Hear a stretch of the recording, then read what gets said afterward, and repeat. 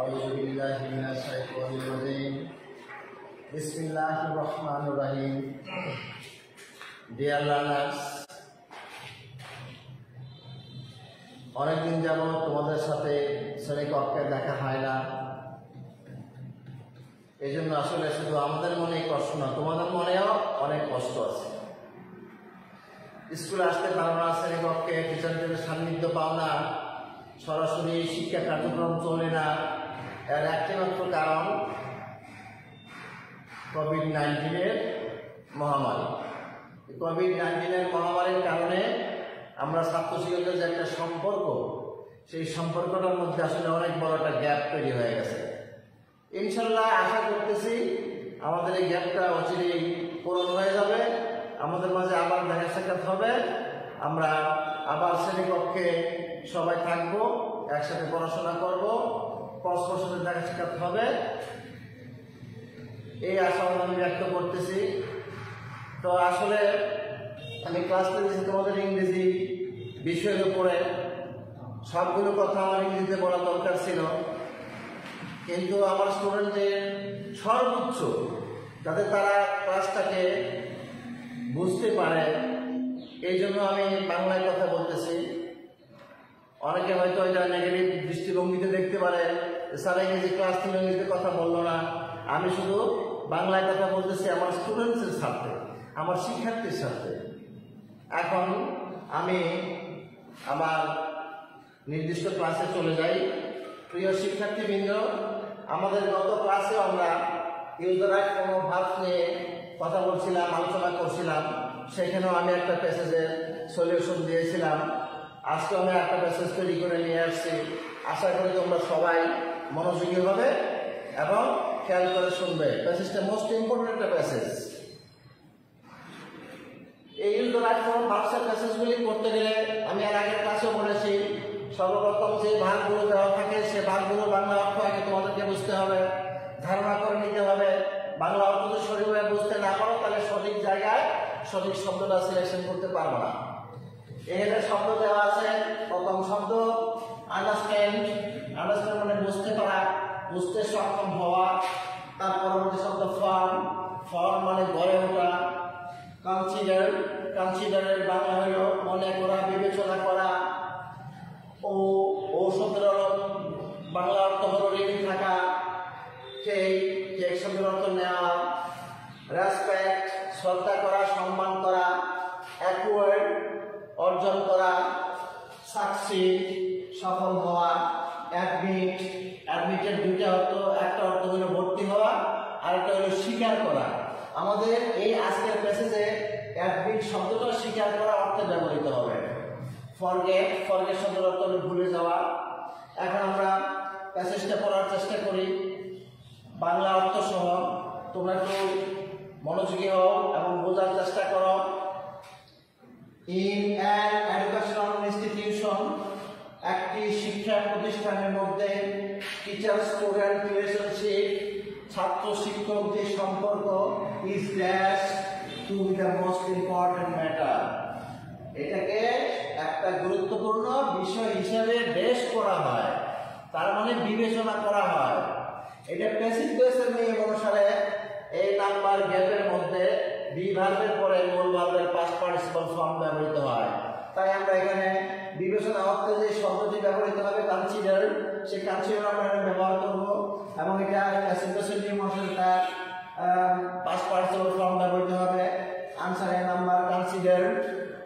কনসিডারড it is such a relation, এটা এমন একটা সম্পর্ক that is dash on the basis of mutual dash, যেটা পারস্পরিক সমঝোতার উপর ভিত্তি করে সেটা গড়ে ওঠে। এই গড়ে ওঠা অর্থটা এখানে বসবে।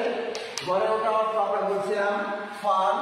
এখানেও প্যাসিভ ভয়েসের নিয়ম অনুসারে বি ভার্বের পরে ফর্ম ভার্বের পাস্ট পার্টিসিপল ফর্ম ব্যবহৃত হবে।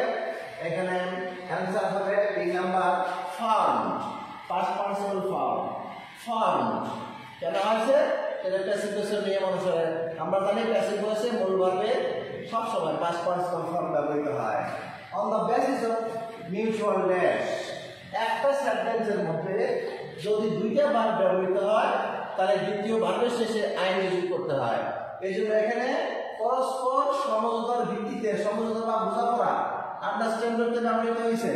যেহেতু একটা ভার্ব একটা ফাইনাল ব্যবহার করছি ফর্ম 3 নম্বরে, সুতরাং 3 নম্বরে একই সেন্টেন্সে আরেকটা ভার্ব, এই জন্য এই ভার্বের শেষে আমরা আইএনজি যোগ করেছি। আন্ডারস্ট্যান্ডিং, তারপরে কি দাঁড়াইল? It is such a relation that is formed on the basis of mutual understanding. A student always, একজন ছাত্র সর্বদা, সব সময়, to his teachers, তার শিক্ষকের কাছে ড্যাশ। একজন ছাত্র সব সময় তার শিক্ষকের কাছে ঋণী থাকে। ঋণী থাকা শব্দটা আমরা বলছিলাম ও শব্দটা ঋণী থাকা। আর আমাদের এই প্যাসেজটি আসলে মূলত প্রেজেন্ট ইনডিফিনিট টেন্সের প্যাসেজ। এই জন্য আমরা যদি ভার্বের বেস ফর্মগুলি বসাই, মূল ফর্মগুলো বসাই, অর্থাৎ প্রেজেন্ট ফর্মগুলো বসাই, তখন আমরা চিন্তা করবো আমাদের সাবজেক্টের পার্সনটাকে খেয়াল করবো, পার্সনটা থার্ড পার্সন সিঙ্গুলার নাম্বার কিনা। যদি person third person singular number হয়, তাহলে প্রেজেন্ট ইনডিফিনিট টেন্সে আমরা জানি ভার্বের শেষে এস বা ইএস যুক্ত হয়। এ স্টুডেন্ট, এটা কিন্তু থার্ড পার্সন সিঙ্গুলার নাম্বার, এই জন্য a student always owes, owes the number owes, এই এসটা যুক্ত হয়েছে থার্ড পারসন সিঙ্গুলার নাম্বার এবং প্রেজেন্ট ইনডিফিনিট টেন্সের জন্য। ওজ টু হিজ টিচার্স, একজন ছাত্র সর্বদা তার শিক্ষকের কাছে ঋণী থাকে। বিকজ, কারণ, he can not but dash help from them, তাদের নিকট থেকে সাহায্য না নিয়ে পারে না। ক্যান নট বাট, না নিয়ে করা জানা, না নিয়ে পারা জানা এবং অর্থে ব্যবহৃত হয়। ক্যান নট বাটের পরে বারবার প্রেজেন্ট ফর্ম বসে, তাহলে সাহায্য না নিয়ে পারে না, নেওয়া যেখানে টেক বসবে। ক্যান নট বাটের পরে প্রেজেন্ট ফর্ম বসে, এই জন্য ই নাম্বারে শুধু টেক বসে, টেক হেল্প ফ্রম দেম। এইখানে আরেকটি কথা বলে রাখা দরকার, তোমরা খেয়াল করে শোনো।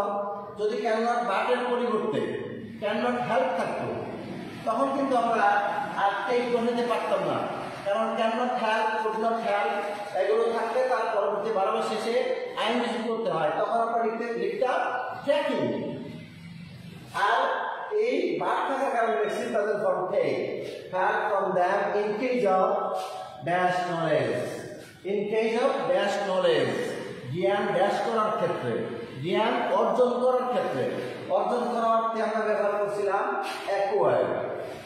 অ্যাকোয়ার্ড শূন্যস্থানের পূর্বে দেখো প্রিপজিশন আছে অফ, আমরা জানি প্রিপজিশনের পরবর্তী ভার্বের শেষে আইএনজি যোগ করতে হয়, এই জন্য এখানে অ্যাকোয়ারিং হবে, অ্যাকোয়ারিং নলেজ। এক নম্বরে সঠিক শব্দ হবে acquiring, acquiring knowledge. The sensible students never, সংবেদনশীল ছাত্রছাত্রীরা নেভার কখনো ড্যাশ দেয়ার টিচার্স, তাদের শিক্ষকদেরকে ড্যাশ করা মানে বলতে পারে না। ক্যান নট, জি নাম্বারে হবে forget, forget their teachers. Moreover, তাছাড়া they dash their memorable teachers role, তাছাড়া তারা তাদের স্মরণীয় শিক্ষকদের ভূমিকা ড্যাশ করে, ভূমিকা সবসময় কি করে? স্বীকার করে। আমি বলছিলাম আগে স্বীকার করা অর্থে অ্যাডমিটটা ব্যবহৃত হবে, অ্যাডমিট, আমরা এই এইচ নাম্বার শূন্যস্থানে বসাবো admit. Moreover they admit their memorable teachers role which help, যেটা সহায়তা করে দেন তাদেরকে ড্যাশ ইন লাইফ, জীবনে ড্যাশ হওয়ার জন্য, তার মানে সফল হওয়ার জন্য। সফল হওয়ার শব্দটা আমরা সাকসিডের বাংলার জন্য সফল হওয়া, সুতরাং এখানে আমরা সাকসিড শব্দটা সিলেকশন করব এবং যেহেতু এটা প্রেজেন্ট ইনডিফিনিট টেন্সের প্যাসেজ, এজন্য সাকসিডের বেস তোমার মূল ফর্মটাই বসবে, সাকসিড বসবে, succeed in life. So they always, তাই তারা সর্বদা ড্যাশ দেয়ার টিচার্স, তাদের শিক্ষকদেরকে ড্যাশ করে, কি করে? যে নাম্বার সম্মান করে, শ্রদ্ধা করে, রেসপেক্ট, রেসপেক্ট। সুপ্রিয় শিক্ষার্থীবৃন্দ, তোমরা এটা ভিডিওটা ভালো করে শুনবে এবং এই প্যাসেজটা বই থেকে খুঁজে বের করবে, আনসার না দেখে তোমরা একটা আনসার নিজেরা করার চেষ্টা করবে, আশা করি পারবে। তো আজকের মতো এইখানে আমার ক্লাস আমি শেষ করতে যাচ্ছি। খুদা হাফেজ, তোমরা সবাই ভালো থেকো, আমার জন্য দোয়া করো, আমিও তোমাদের জন্য দোয়া করি। আসসালামু আলাইকুম।